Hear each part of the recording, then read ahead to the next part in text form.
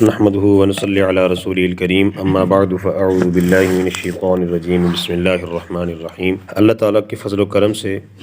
چھٹا پارہ مکمل اور ساتویں کا پہلا پاؤ رات کی تراویح میں آپ حضرات نے سماعت فرمایا۔ پانچویں پارے کے بالکل اخیر پر اللہ تبارک و تعالیٰ نے منافقین کی مذمت اور ان کی حوالے سے ایمان والوں کو آگاہ فرمایا۔ چھٹے پارے کی ابتدا میں اللہ پاک نے انہی منافقین کے ساتھ کا ایک اور گروہ یہودیوں کا گروہ اس کا تذکرہ کیا۔ وہ یہودی جنہوں نے حضرت عیسیٰ علیہ السلام کو قتل کرنے کی سازش کی کوشش کی، اللہ تبارک و تعالیٰ نے ان کو محفوظ کیا اور زندہ آسمانوں پر اٹھا لیا۔ ہوا یہ کہ عیسیٰ علیہ السلام اپنے گھر کے اندر محفوظ تھے، انہوں نے ایک شخص کو اندر بھیجا پتہ کرنے کے لیے، تو اللہ تبارک و تعالیٰ نے اپنی قدرت کاملہ سے عیسیٰ علیہ السلام کی جو شبیہ تھی، شکل و شباہت تھی، اس گھر میں داخل ہونے والے شخص کے اوپر ڈال دی اور عیسیٰ علیہ السلام کو بحفاظت زندہ آسمانوں پر اٹھا لیا۔ جب انہوں نے دیکھا کہ جب وہ اس گھر کے اندر داخل ہوئے تو انہوں نے اسی شخص کو عیسیٰ علیہ السلام سمجھ لیا اور اس کو قتل کر کے یہودیوں نے سولی پہ لٹکا دیا اور کہنے لگے کہ ہم نے عیسیٰ علیہ السلام کو نعوذ باللہ قتل کر دیا۔ تو اللہ پاک نے ان کے اس دعوے کی اس بات کی تردید کی کہ وما قتلوہ وما صلبوہ، نہ ہی عیسیٰ علیہ السلام کو وہ قتل کر سکے، نہ ہی سولی دے سکے، ولیکن شبیہ لہم، جس کو قتل کیا، جس کو سولی پر چڑھایا، وہ عیسیٰ علیہ السلام کی شکل و شباہت کے ساتھ ملتا جلتا تھا، اس کو انہوں نے سولی پر لٹکایا اور قتل کیا تھا۔ بل رفعہ اللہ الیہ، اللہ پاک نے تو عیسیٰ علیہ السلام کو زندہ آسمانوں پر محفوظ اٹھا لیا تھا۔ اس کے بعد جو ہے نصارہ کا تذکرہ ہے اور ان کے غلط عقیدے کی اصلاح کی گئی کہ وہ نعوذ باللہ حضرت عیسیٰ علیہ السلام کو خدا کا بیٹا کہتے تھے یا تین خداؤں کے قائل تھے، اور ان تین خداؤں میں ایک عیسیٰ علیہ السلام کو اور روح القدس اور حضرت مریم، ان کو جو ہے تین خداؤں کے قائل۔ تو اللہ پاک نے ان کے اس دعوے کی تردید کی اور کہا کہ عیسیٰ علیہ السلام تو خود اس بات میں اپنے لیے اعزاز سمجھتے تھے کہ وہ اللہ کے بندے تھے، اور اللہ کا بندہ ہونے پر، اللہ کا نبی ہونے پر ان کو کوئی آر نہیں تھی، ان کو کوئی تکلیف نہیں تھی، کوئی جو ہے ان کی ہتک نہیں تھی۔ وہ تو اس بات پر جو ہے عاجزی سے اس بات پر شکر ادا کرتے تھے اور کوئی ہتک محسوس نہیں کرتے تھے۔ اس کے بعد سورۃ المائدہ ہے۔ مائدہ عربی میں دسترخوان کو کہتے ہیں۔ اس سورت کے آخر کے اندر حضرت عیسیٰ علیہ السلام کی قوم نصارہ کا جو مطالبہ تھا کہ آسمان سے کھانوں کا دسترخوان اترے، ان کی اس مطالبے کا ذکر اور دسترخوان کے واقعے کا تذکرہ ہے۔ اس مناسبت سے اس کو سورۃ المائدہ کا ٹائٹل، نام اور لقب دیا گیا ہے۔ اس کی ابتدائی آیات میں اللہ پاک نے ایمان والوں کو عہد و پیمان کی پاسداری کا حکم دیا۔ وہ عہد و پیمان بندے اور رب کے درمیان ہو تب بھی حکم ہے، بندے کا بندے سے عہد و پیمان ہو، اس کی پاسداری اور اس کی تکمیل ضروری ہے۔ اس کے بعد اللہ تعالیٰ نے زمانہ جاہلیت میں جن چیزوں کو حلال سمجھا جاتا تھا ان حرام چیزوں کو واضح کیا ہے۔ ان میں مردار ہے، بہتا ہوا خون ہے، خنزیر کا گوشت ہے، اور ہر وہ چیز جس پر غیر اللہ کا نام لیا جائے، چاہے وہ نظر و نیاز ہو، چاہے وہ جانور ذبح کیا جائے، وہ ایسے ہی حرام ہے جیسے خنزیر کا گوشت حرام ہے، جیسا کہ مردار کا گوشت حرام ہے۔ اس کے بعد ایک قرآن پاک کی عظیم آیت جس میں دین اسلام کی تکمیل کا ذکر ہے۔ جب اللہ کے نبی صلی اللہ علیہ وسلم حجۃ الوداع کے موقع پر تشریف فرما تھے تو اللہ نے یہ آیت اتاری اور تکمیل دین کا اعزاز عطا کیا۔ اس آیت کے بارے میں حضرت عمر رضی اللہ تعالی عنہ سے ایک یہودی نے کہا تھا کہ آپ کی کتاب میں ایک ایسی آیت ہے، اگر ہمارے پاس ہوتی تو ہم اس دن عید مناتے۔ تو عمر رضی اللہ تعالی عنہ نے فرمایا کہ مجھے اچھی طرح وہ منظر یاد ہے جب وہ آیت اتری، جس جگہ پہ اتری عرفہ کا دن تھا، شام کا وقت تھا، اللہ نے یہ آیت اتاری اور جمعہ کا دن تھا، تو ہمارے لیے دو عیدیں ہو گئیں، جمعہ کا دن بھی عید کا اور عرفہ کا دن بھی۔ تو ہمارے لیے جب یہ آیت اتری، ہمارے لیے جو اللہ نے یہ ہمیں اعزاز عطا کیا، تو ہمارے لیے دو عیدیں تھیں۔ اس کے بعد جو ہے اللہ تعالیٰ نے شکاری کتے کا ذکر کیا ہے، وما علمتم من الجوارح۔ جب ایک کتے کو خاص تعلیم اور تربیت دی جائے تو اس کا شکار کیا ہوا جانور حلال ہوا کرتا ہے، اس کو استعمال کرنا جائز ہوا کرتا ہے۔ اس آیت کے تحت مفسرین نے ایک عجیب نقطہ لکھا ہے کہ کتا دیکھو کتنی نجس مخلوق ہے، پلیت مخلوق ہے، جب کسی چیز کو منہ ڈال دے تو وہ پلیت ہو جاتی ہے، ناپاک ہو جاتی ہے، لیکن جب کتے پر محنت کی جاتی ہے تو یہ کتا، اس کا کیا ہوا شکار پاک ہوتا ہے، حلال ہوتا ہے۔ اگر یہی محنت انسان اپنے اوپر کر لے، اپنے آپ کو بنانے کی، اپنی تربیت کی، اپنی تعلیم کی فکر کر لے، تو انسان کتنا قیمتی بن سکتا ہے۔ اب انسان نے کتنی چیزوں پر محنت کر لی، لکڑی پر محنت کی، لوہے پر محنت کی،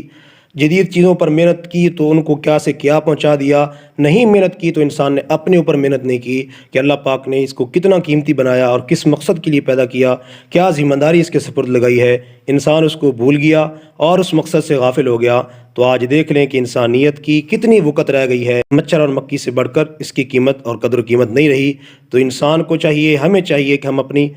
ذمہ داری کو پہچانیں، اپنی زندگی کو مقصد کو پہچانیں، اور وہ مقصد کیا ہے؟ اللہ کے دین کی پابندی، نبی کریم صلی اللہ علیہ وسلم کی تعلیمات کی پابندی ہے۔ اس کے بعد جو ہے اللہ تعالیٰ نے وضو اور غسل کے احکام کا ذکر کیا، اور تاکہ انسان روحانی اور جسمانی طور پر پاکیزہ ہو کے اللہ کے دربار میں کھڑا ہو، اللہ کے دربار میں پیش ہو۔ اگر پانی میسر نہ ہو تو تیمم کا ذکر کیا ہے۔ موسیٰ علیہ السلام کی قوم کا، بنی اسرائیل کا ذکر ہے۔ موسیٰ علیہ السلام نے اپنی قوم کو اللہ کی نعمتیں یاد کروائیں اور ان کو حکم دیا کہ فلسطین کے اندر داخل ہو جاؤ، اور دشمن کے ساتھ قوم عمالقہ جو سخت جنگجو تھی ان کے ساتھ مقابلے کے لیے اللہ نے حکم جہاد کا دیا ہے۔ تو ان قوم نے، سست قوم تھی، بزدل قوم تھی، بزدلی کا مظاہرہ کیا۔ موسیٰ علیہ السلام سے کہنے لگے کہ وہ تو بڑی مضبوط قوم ہے، بڑی طاقتور قوم ہے، بڑی جنگجو قوم ہے، ہم اس کا مقابلہ نہیں کر سکتے، جب تک وہ شہر کے اندر ہیں ہم شہر کے اندر قدم نہیں رکھیں گے۔ اور اس حد تک بڑھ گئے، کہنے لگے کہ موسیٰ تو جا اور تیرا رب جائے، ہم تو جہاد کے لیے نہیں جائیں گے، ہم تو یہیں کے یہیں بیٹھے ہیں۔ اس کے بعد حضرت آدم علیہ السلام کے دو بیٹوں حابیل اور قابیل کا تذکرہ ہے کہ ایک قابیل بھائی نے اپنے دوسرے بھائی کو حسد کی وجہ سے، انا کی وجہ سے قتل کر دیا، اور اس بڑے جرم کا ارتکاب کیا، اور کائنات کا یہ سب سے پہلا قتل ہے۔ علماء نے لکھا ہے کہ قیامت تک جتنے قتل ہوتے رہیں گے، اس قتل کا گناہ، جتنے قتل ہوں گے سب قتلوں کا گناہ اس قابیل کو ملتا رہے گا، کیونکہ اس نے اس گناہ کی بنیاد رکھی تھی۔ کوئی بھی کسی برے کام کو شروع کرتا ہے تو اس کا وبال جب تک وہ کام ہوتا ہے اس تک پہنچتا رہتا ہے۔ کوئی بھی کسی نیک کام کی ابتدا کرتا ہے تو جب تک وہ نیکی کا کام چلتا رہتا ہے اس کے لیے صدقہ جاریہ بن جایا کرتا ہے۔ اس کے بعد جو ہے اللہ پاک نے امن عامہ کے تحفظ کے لیے ذکر کیا،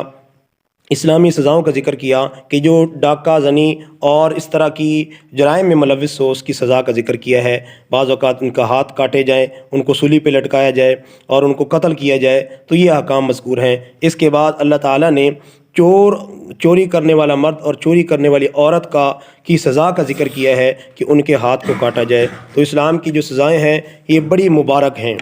اسلام کی سزاؤں کا، حدود کا جب نفاذ کیا جاتا ہے تو معاشرے کے اندر امن قائم ہوتا ہے، معاشرے کے اندر سلامتی قائم ہوتی ہے۔ آج جو ہمیں بے امنی کا مظاہرہ ہے، قتل و غارت گری کا بازار گرم ہے، اس کی بنیادی وجہ یہ ہے کہ اسلام کی جو مبارک سزائیں ہیں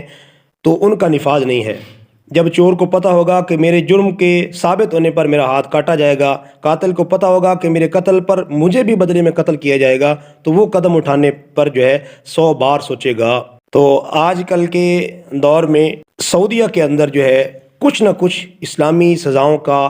وجود نظر آتا ہے، اور ایک اندازے کے مطابق دیکھا گیا کہ سب سے زیادہ جرائم کی جو مقدار کم ہے وہ سعودیہ کے اندر ہے۔ اگر وہاں پر بالکل مکمل طور پہ شرعی سزاؤں کا نفاذ کر دیا جائے تو پھر کسی کی جرأت نہ ہو کہ وہ کوئی غلط قدم اٹھا سکے، کسی کے امن کو نقصان پہنچا سکے، کسی کی جان کو نقصان پہنچا سکے۔ ایمان والوں کو حکم ہوا کہ یہود و نصارہ سے قلبی یارانہ دوستی تعلق نہ رکھیں، جس طرح ایک مسلمان کے ساتھ ہونا چاہیے، کسی بھی کافر کے ساتھ ایسا تعلق نہ رکھیں۔ کیوں؟ اس لیے کہ جملہ مشہور ہے، جیسی مجلس ویسی خصلت۔ تو مجلس کا جو ہے صحبت کا اثر بڑا برا ہوا کرتا ہے، تو کفار کے ساتھ اٹھنے بیٹھنے اور ان کے ساتھ جو ہے قلبی تعلق، قلبی یارانہ لگانے کا نتیجہ برا نکلے گا، اور اس کی شکل کیا ہوگی؟ اسلام سے پھرنا، ارتداد۔ اللہ پاک نے منع کیا کہ ایمان والو دین سے مت پھرنا، اگر تم جو ہے دین سے پھرو گے اللہ کو تمہارے دین پر رہنے کی کوئی حاجت نہیں ہے، اللہ کا دین تمہارے مسلمان رہنے کا محتاج نہیں ہے۔ اللہ تعالیٰ کسی اور قوم کو لائے گا جو دین کو اور اسلام کو نافذ کرنے کے لیے تیار ہو جائے گی۔ تو ایمان والوں کو اس بات سے آگاہ کیا گیا۔ آخر کے اندر جو ہے پھر جو ہے عیسائیوں کے غلط عقیدہ تثلیث، 3 خداؤں کے قائل ہونے کو سخت شرک قرار دیا گیا، اور فرمایا کہ جو اللہ کی ذات صفات میں شرک کرتا ہے حرم اللہ علیہ الجنہ، جنت اس پر حرام ہے، ٹھکانہ اس کا جہنم ہے۔ آخر کے اندر اللہ تعالیٰ نے یہود و نصارہ کے ملعون ہونے کا بنی اسرائیل کے اللہ کے غضب کا مستحق ہونے کا ذکر کیا ہے، اس کی وجہ یہ ہے کہ ان لوگوں نے نیکی کی بات کا حکم کرنے اور برائی کے کام سے منع کرنے سے اپنے آپ کو دور کر لیا تھا، تو اس جرم کی وجہ سے وہ اللہ کے غضب کے مستحق بن گئے، اللہ نے ان پر لعنت کر دی۔ تو یہ آیت بتا کے، یہ واقعہ بتا کے اللہ پاک نے ایمان والوں کو آگاہ کیا ہے کہ نیکی، امر بالمعروف اور نہی عن المنکر یہ کرتے رہا کرو، اگر یہ چھوڑ دو گے تو تمہارے لیے یہ وبال اور پکڑ کا سبب بنے گا۔ حدیث پاک کے اندر آتا ہے، اللہ کے نبی صلی اللہ علیہ وسلم نے جو ہے اسی حوالے سے امت کو حکم فرمایا ہے کہ امر بالمعروف اور نہی عن المنکر کرتے رہو، کہیں ایسا وقت نہ آ جائے کہ تم پر اللہ کا عذاب ہے، تمہیں اللہ کے عذاب سے نجات نہ مل سکے، اور تمہارے نیک لوگ بھی دعائیں کرتے رہیں تو ان دعاؤں کو اللہ قبول نہ کرے۔ تو اس بات سے اللہ کے نبی صلی اللہ علیہ وسلم نے اپنی امت کو آگاہ کر دیا ہے، اور نیکی کا حکم اور برائی کے کاموں سے منع کرنے کی جو ہے اللہ کے نبی صلی اللہ علیہ وسلم نے امت کو تلقین فرمائی ہے۔ 7واں پارہ شروع ہو رہا ہے، اس میں اللہ تعالیٰ نے ان عیسائیوں اور نصارہ جو دل کے بالکل صاف تھے، جب حبشہ کی طرف مسلمانوں نے پہلی ہجرت کی، انہوں نے اللہ کے قرآن کی آیات سنائیں، اللہ کے احکام سنائے، تو اللہ کے قرآن کی آیات سن کے تفیض من الدمع مما عرفوا من الحق، جب حق کو پہچان لیا تو قرآن کی تاثیر کا اثر یہ ہوا کہ ان کی آنکھوں سے آنسو بہنے لگے، تو اللہ کا قرآن سن کر ان پر جو ہے یہ اثر ہوا۔ اللہ تعالیٰ نے قسم کا ذکر کیا ہے کہ جو شخص جو ہے قسم اٹھاتا ہے آئندہ کسی کام کے کرنے یا نہ کرنے کی، اگر اس کی قسم ٹوٹ جائے گی تو اس کے اوپر کفارہ ہے، 10 مسکینوں کو کھانا کھلائے، یا 10 مسکینوں کو کپڑا پہنائے، یا ایک غلام آزاد کرے۔ اگر ان میں سے کوئی بھی نہ کرنے کی طاقت رکھتا ہو تو کم از کم اس کفارے کی ادائیگی کے لیے 3 دن کے روزے رکھنا اس کے ذمہ ہے، وگرنہ وہ گناہ گار ہوگا۔ شراب کی حرمت کا ذکر ہوا، جوئے کی حرمت کا ذکر کیا اللہ نے، اور ان کو شیطانی عمل قرار دیا اور شیطانی اعمال قرار دیتے ہوئے اللہ تعالیٰ نے اس کو سختی سے منع کیا۔ احرام کی حالت میں شکار کرنے سے منع کیا، اس کے ساتھ ساتھ بیت اللہ کی عظمت کا ذکر ہوا، اور مشرکین تھے انہوں نے چند جانور جو مقرر کر رکھے تھے اور ان کے نام رکھے تھے اور ان کو حرام سمجھتے تھے، اللہ پاک نے اس کی تردید کی کہ ان کے حرام کرنے سے یہ جانور حرام نہیں ہوں گے۔ آخر کے اندر جو ہے